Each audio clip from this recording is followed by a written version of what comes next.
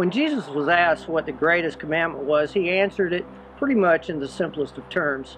He said, love the Lord your God with all your heart, soul, and strength, and love your neighbor as yourself. So that's what we are trying to do here at Northeast. In simple terms, we want to love God and we want to love others. So whether it's growing deeper in His love, or discovering His will for our lives, or being challenged to be better people or more responsible, it's always helpful to do these things together. So we thank you for joining us in today's Together time, and we hope you'll be blessed in a very special way.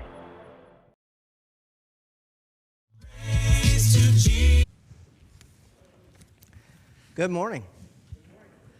As we look at different ways as we emerge from this long pandemic and how we negotiate that and what we do and what we don't do, it is encouraging to me that we are doing many of the things that we are here at Northeast as we move forward, and appreciate you being a part of that, appreciate your patience as we navigate these waters that in a lot of ways are uncertain.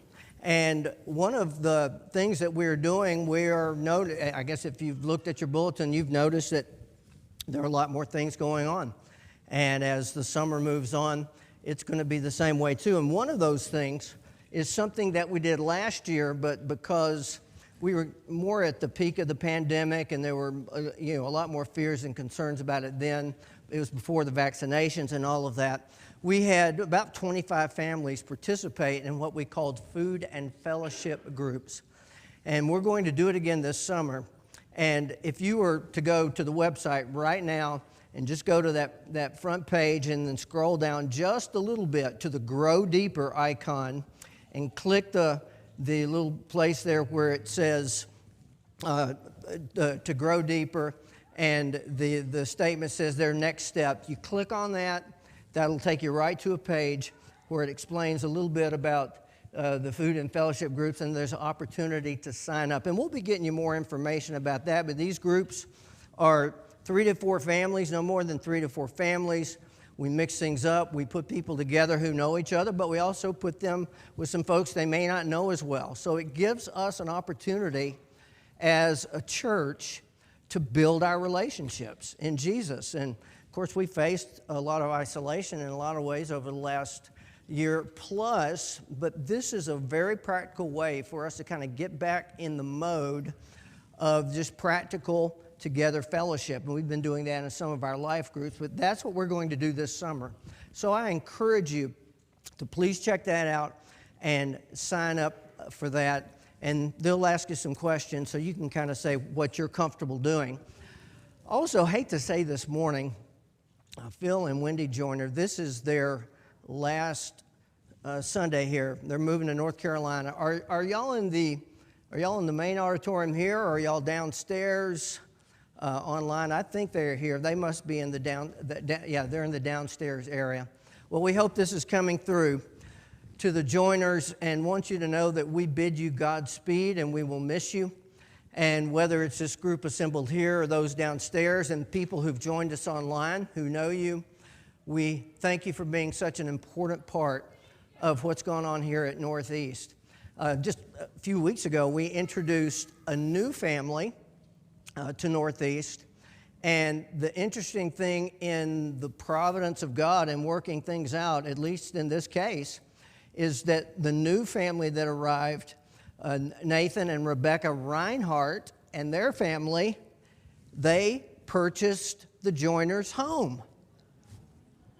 And that got me to thinking, maybe we ought to establish some sort of official program here at Northeast, and we will call it the Membership Replacement Program, and we can work it out.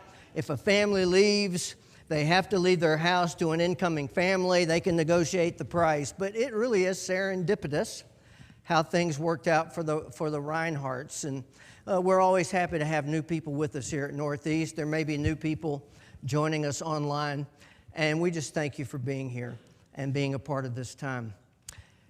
What do you think of the term Blindside? What comes to your mind? Maybe you think of the movie several years ago that Sandra Bullock was in, And it told the story, the actual true story of Michael Orr. And it's a story of him growing up, the influences in his life, but part of it was his role as a left tackle in high school, in college, and later on as a guard for I think it's the Baltimore Ravens and some other teams as well. But one of the key roles of the left guard in a football team is to protect the quarterback's blind side, if you're a right-handed quarterback. And there's been a lot done and said in the NFL over the last few years about protecting not just quarterbacks, but protecting players from blindside hits and targeting, and they do a lot more in the way of penalties and fines. And they do that because when you're blindsided playing football, you're subject to being hurt and being injured in a very serious way. A player can get tossed out of a game for targeting, sometimes can be suspended and fined greatly because it's important to be protected on the blind side. What does it mean to be blindsided? Well, you know what I did? I looked up a simple definition of blindside, and this is what it says. As a noun, a direction in which a person has a poor view, typically of approaching danger. And then the verb, it says to hit or attack someone on the blind side. And there are a lot of things, if we're looking at this word blindside, wouldn't you say there are a lot of ways we can be blindsided in life? Not see something that's coming. We never knew it was coming, and yet it came. And sometimes it could have very, very devastating effects.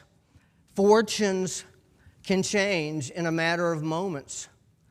What happens within a country can change in the matter of a very short time, as we've seen with the emergence of a virus that affected our country in other countries in very powerful ways. That was on our blind side.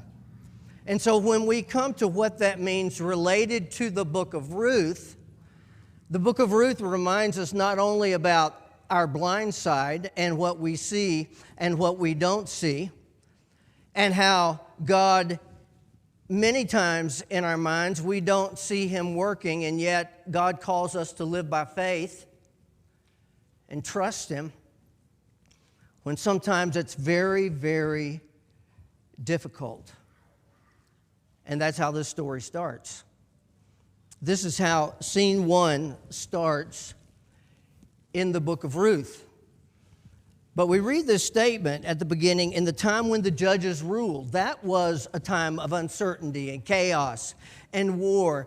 And while they didn't have 24-hour news channels and didn't have the connections we do in terms of communication and technology, in the times of the judges, in the area of Palestine and all around there, it was a time of bad news.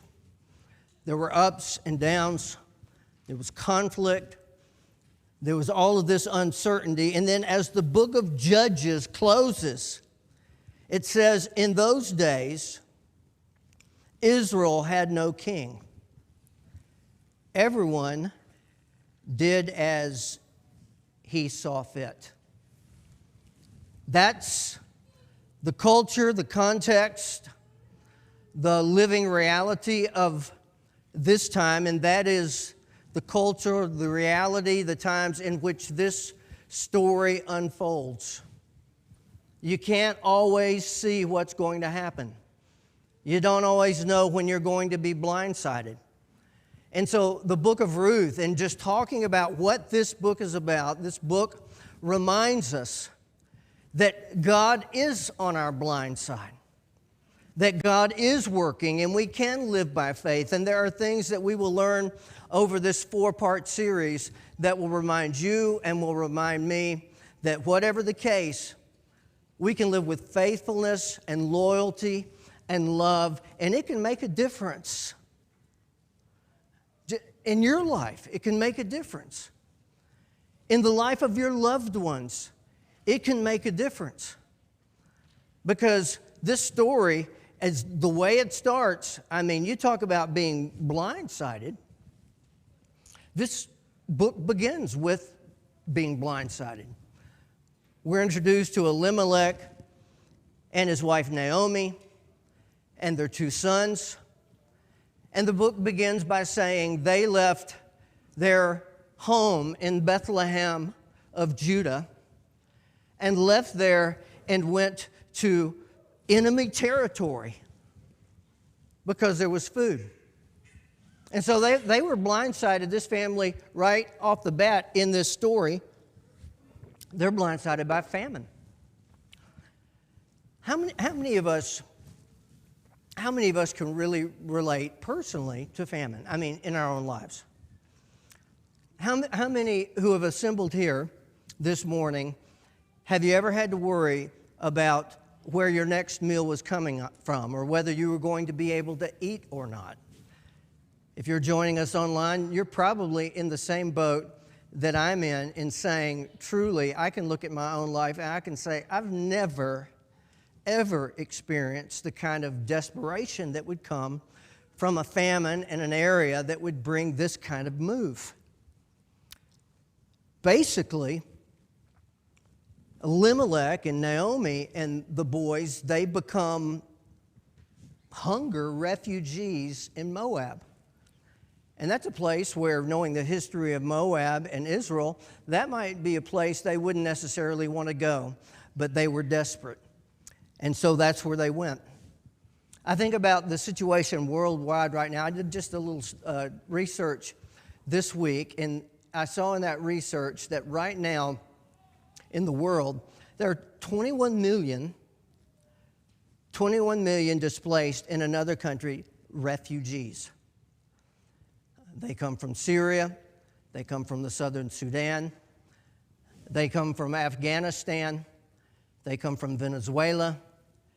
They live in places where there is chaos and war and terrorism and famine, and they have nothing left to do if they're going to survive except make the desperate effort to move to a different place that they don't know. Imagine how frightening that would be. And imagine having to do it because you're hungry and you don't know if you're going to eat.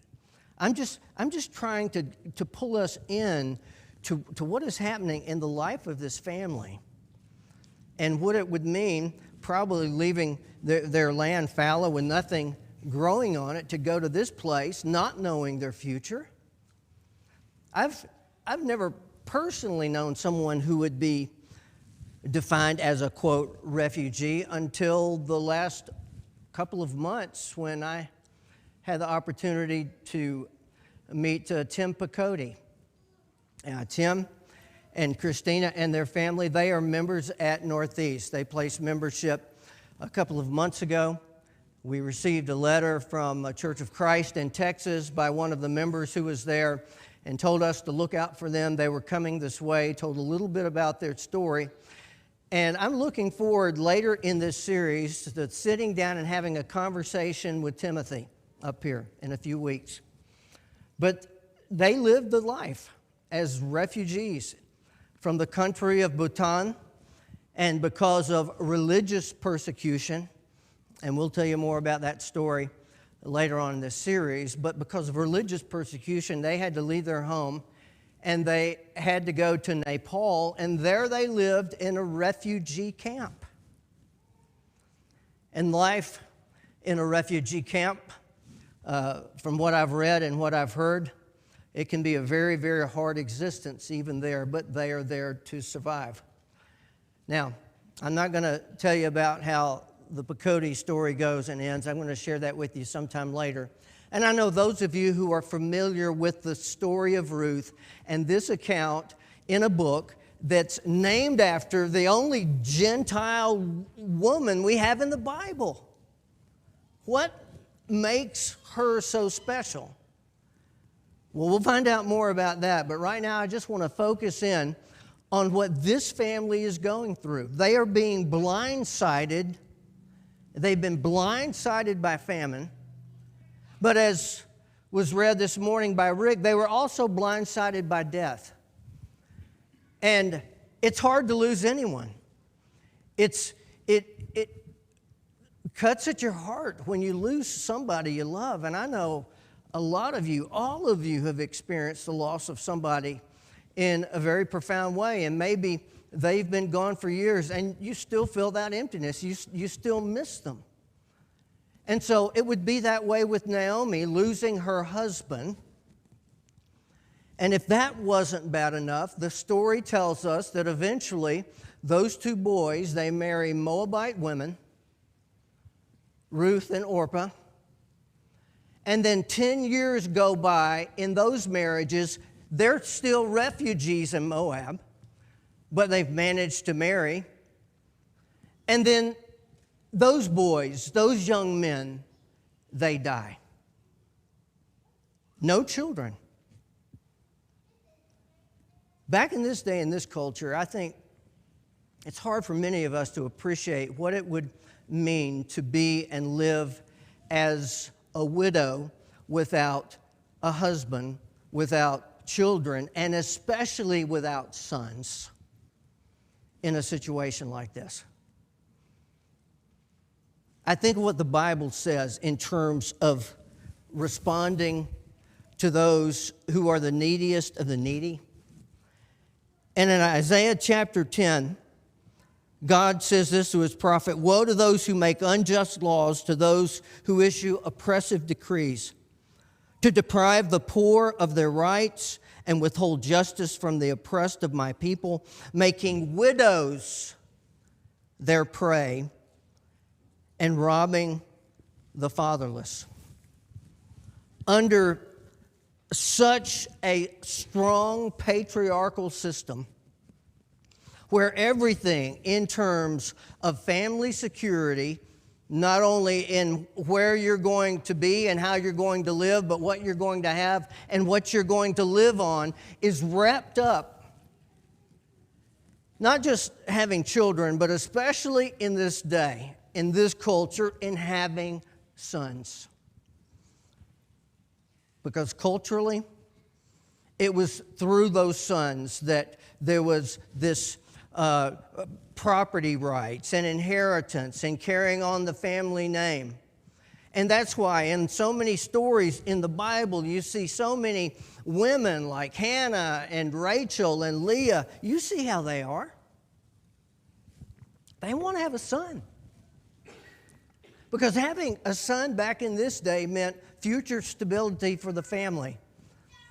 It meant the one who would be able to inherit the property and continue taking care of parents or other needs beyond that. So here they are in an unbelievably vulnerable position. Naomi's out of her country.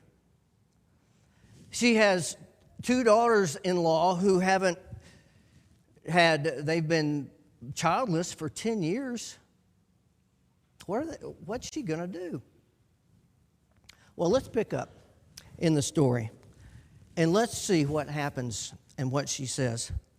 Y'all follow along with me, and it'll be up here on the screen. "And then when she, that is Naomi, heard in Moab that the Lord had come to the aid of his people by providing food for them, Naomi and her daughters-in-law prepared to return home from there. With her two daughters-in-law, she left the place where she'd been living and set out on the road that would take them back to the land of Judah." So let me just pause here just a minute. Naomi feels like, even with all the difficulties, she's gotten word that there is food in the land. There's food in Bethlehem. The famine has ended. And what refugee who has lived in a foreign country for 10 years might not sometimes have thoughts of going home, of going back to where you grew up?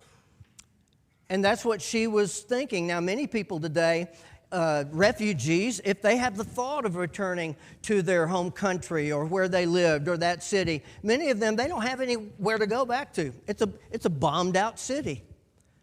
There's still war and terrorism and a lot of those, but at least Naomi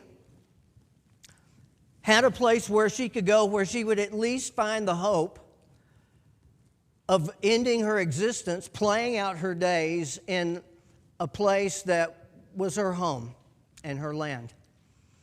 And by the way, according to law, those daughters-in-law would still be bound to her through that marriage. And so there would still be this natural tie between Naomi and Ruth and Orpah. And so she begins to go, and they go with her. And I wonder why she didn't say something to these daughters-in-law sooner. But whatever the reason may have been, she doesn't say something to them till they move on a little farther. In verse 8 it says, "And Naomi said to her two daughters-in-law, 'Go back each of you to your mother's home. May the Lord show kindness to you that you have shown to your dead and to me. May the Lord grant that each of you will find rest in the home of another husband.'" And so she is willing to release them. She is willing to emancipate them, so to speak, to stay in Moab. Now, the prospects for a widow who has not been able to conceive and have a child for 10 years, word is going to get around about that, and she would probably not be very high on some people's lists as far as marrying. But in history, in the context of this day, maybe they could find someone to marry and maybe not be wife number one, but maybe wife number 2 or 3 and be a servant and at least have their needs provided for. And certainly, think about it, the prospects of 2 foreign widows who have not been able to bear children and going to Bethlehem, what are the chances there of remarriage? And why would remarriage have been so important in the lives of these women? As widows with just them, with no protection in their lives, they were vulnerable. People are vulnerable today around the world. And one of the people groups that's most vulnerable in the world are widows. Back in this day, it was widows. You are on the bottom rung of the ladder in terms of where you are by being a number of things back in this day. One of those things was being a foreigner. Another was being poor. Another was being a widow. And another was being an orphan. Those are the 4 that jump out at you. And a lot is said in the Old Testament about caring for these people, the New Testament as well. Why is that? They would be vulnerable. And so they're taking a risk, but listen to what Naomi says to these daughters-in-law. She kissed them, it says, and they wept aloud and said to her, "We will go back with you to your people." But Naomi said, "Return to your home, my daughters. Why would you come with me? Am I going to have any more sons who could become your husbands? Return home, my daughters. I'm too old to have another husband, even if I thought there was hope for me. Even if I had a husband tonight and then gave birth to sons, would you wait until they grew up?" In the context, in the culture of that day, this makes sense. Would you remain unmarried for them? No, my daughters, it's more bitter for me than for you, because the Lord's hand has gone out against me. What are they going to do? What's she going to do? Well, I'll tell you what Orpah did. Orpah listened and responded in a way that a person is making a reasonable decision. She decides to stay. Ruth, on the other hand, we're told, clings to her mother-in-law. And she goes with her. They take the trip. And when they arrive in Bethlehem, let's read and see what it says about this. So they arrive finally in Bethlehem, Naomi and Ruth, and the whole town was stirred because of them. And the women exclaimed, "Can this be Naomi?" And then verse 20 says this, Don't call me Naomi. Call me Mara. The Almighty has made my life very bitter. I went away full, but the Lord has brought me back empty. Why call me Naomi? The Lord has afflicted me, and the Almighty has brought misfortune upon me. I want you to think about what she says there just a minute, and I want to just ask you this question. What is your assessment? What's your assessment of Naomi? How do you feel about Naomi? I think as I've looked more deeply into this story and the life of this woman over the past several weeks, I've come to appreciate her more as not just simply being a suffering, bitter, old woman. You know, folks, as they get older, they kind of have a reputation of getting more grumpy and complaining. And Jeannie and I have laughed at ourselves at times as we have conversations about life and about who we are. We talk more now about our aches and our pains now than we certainly did 20 or 30 years ago. And when I heard old people talking about their aches or pains or ask them how they're doing, and the first thing they're going to say was, well, this hurts, that hurts. You know, it's like, I don't want to be that I don't want to be that person. But is that all Naomi is? No.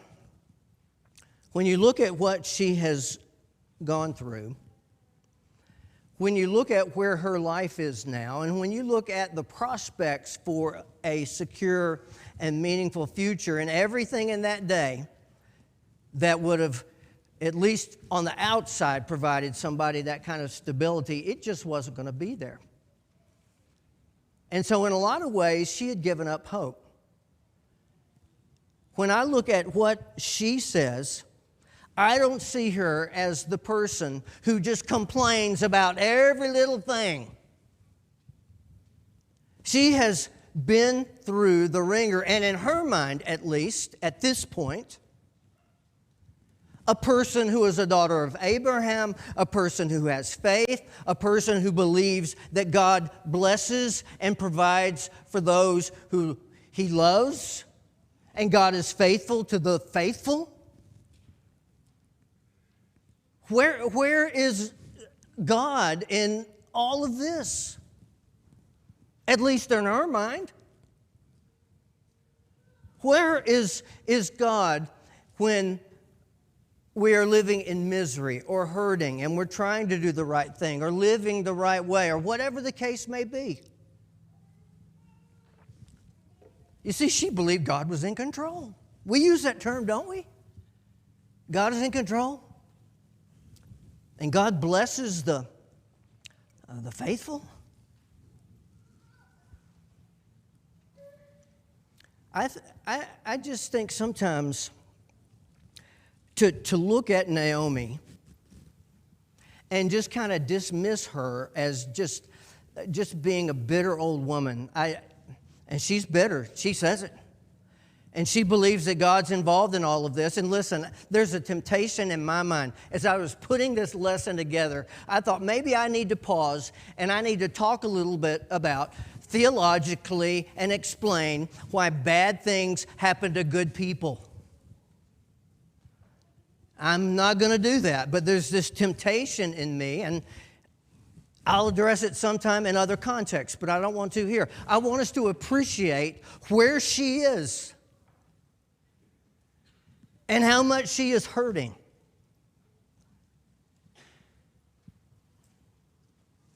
I want to mention two things about her. Number one, I think she reminds us that faithfulness, that being faithful is about being honest. She is being honest here. I mean, God knows what she's thinking. He knows how her mind is working. She feels that God not only has abandoned her, but she basically accuses God of blindsiding her. Read it. And I'm not saying I agree with that assessment in every way of what she's saying, but at least she's saying it. And at least she's not pretending to be okay when she's not okay. So we greet each other and we might say, "Hey, how you doing?" And what's our typical response? "Brian, how you doing, man?" "I'm fine. I'm fine." It rolls off our lips. But you and I know that we're not always fine. And it's one thing to have the mindset that every little negative thing that happens to you, you want to let everybody know so they feel sorry for you. And, I don't look at Facebook much, but I know that there's this trend with some people on one side. They want to show how wonderful and pretty and beautiful their life is. By the way, the name Naomi means beautiful or lovely. And then you might get the other extreme of people that just want to share every little negative, whatever it may be in their lives. I don't think Naomi falls into either of these categories. But she's in misery. And so I just want to encourage you individually about your honesty with God and where you are and how you need to be not only with God but with others. And that doesn't mean you share every little thing on your heart, but we know. We look at people, we see it, we know it. Sometimes we know it because of their circumstances, but there are people who are suffering in misery and we have no idea what's going on. And so this is where a place for reminding us that not only do we need each other, but we need to be honest with God. The Bible is full of faithful people who love God, who believe He blesses them, who ask some of the hardest questions you will ever ask. Read them yourself. The book of Psalms, more of the Psalms are Psalms of lament than any other kind of psalm. And the Psalm of lament is a psalm of suffering and complaint and asking the question why and not understanding. But one thing I find interesting about Naomi, she never asked that question, why? Look at what she says. She believes God's in the picture and she believes God that is working, but He's not working in the way that she feels like He should be working. But unlike many other faithful people who ask the question why, she never does. But when she's asked how she is, she certainly is honest about where she is, whether all that's true or not. Here's the second thing. And this is going to come out in this series. This is going to be one of the threads that runs through this series. What does it mean to be faithful? I believe part of being faithful is being honest wherever we are and whatever we're struggling with in our faith. But faithful is also being loyal. Faithful is also doing the right thing out of love, out of commitment, out of a promise to someone. And we've made promises to God as Christians. We've made promises to others in our lives, our spouses, our children, commitment as friends. And as I look at Naomi, and I look at maybe I think the wrong total angle on her life, I still see her as doing the right thing, even when she's at the darkest point in her life. She, when she could have used the help of Orpah and Ruth, in my mind, does the loving and sacrificial thing by telling them to stay and go back. To me, the first sacrificial act of love is not what Ruth does, but it's what Naomi does in telling them to stay. She could use them, but she's thinking about them. And I think about what Ruth says. I think about what Ruth says in verses 16 and 17, and we'll talk about this next week. Ruth makes this famous statement, "Don't urge me to leave you or turn back from you. Where you go, I will go. Where you stay, I will stay. Your people will be my people, and your God, my God. Where you die, I will die, and there I will be buried. May the Lord deal with me, be it ever so severely, if anything but death separates you and me." Man, that's powerful. The logical, the thing in her best interest, Ruth's best interest at this point would have been to stay. And yet she makes this decision, I believe, in part because she has seen God at work in the life of this woman, Naomi. Because while Naomi is bitter and is hurt, she's still talking about God's involvement. She's still saying, "Daughters, go. May God bless you." Ruth has seen something powerful in the life of this woman living in close proximity with her for 10 years, and she's not going to go anywhere else.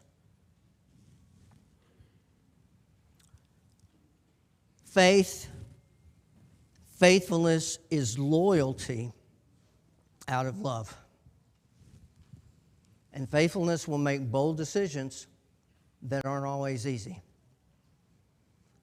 Ruth makes one choice. Ruth makes one choice that alters not only the course of her life and their lives, one choice, but alters and influences the course of the world and you and me. I don't know what that step might be for you or what that choice might be for you. Maybe you have some of the same questions that Naomi wondered about, but I will say this. I believe, whatever you may be thinking right now, I believe God has your back. That God has your blind side. And that God values you, whoever you are, just like He valued Naomi and Ruth. And so sometimes being faithful is just about doing the next right thing, even when it's not easy. So what that next right thing for you to do, it may be to make that commitment to Jesus. You're ready to accept Him and be baptized into Him. Maybe you're new here. Maybe you just say, "Hey, I don't know what any of this is about, but I'm interested in more." Want to remind our guest here this morning that we have a guest reception area right over here after you go out these doors. And if you have a question about this church or you want to find out more about faith or living in Christ, let us know. If you're joining us online, we encourage you to do the same. Please get in touch with us. We want to help you. We want to encourage you. God has your back. God has your blind side, even when we don't always see it. And we can always praise Him for that. Let's sing.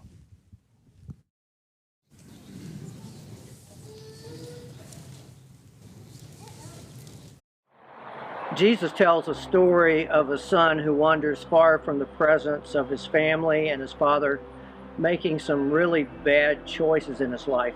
So to make a short story even shorter, his life falls apart and he comes to the end of his rope.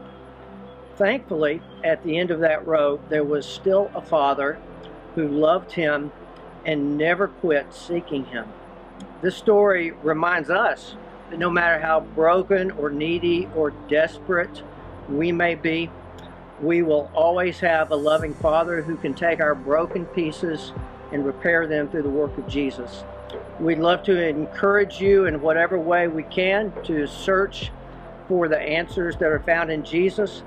And if you want to, check us out at northeastchurch.com. and God be with you till we meet again.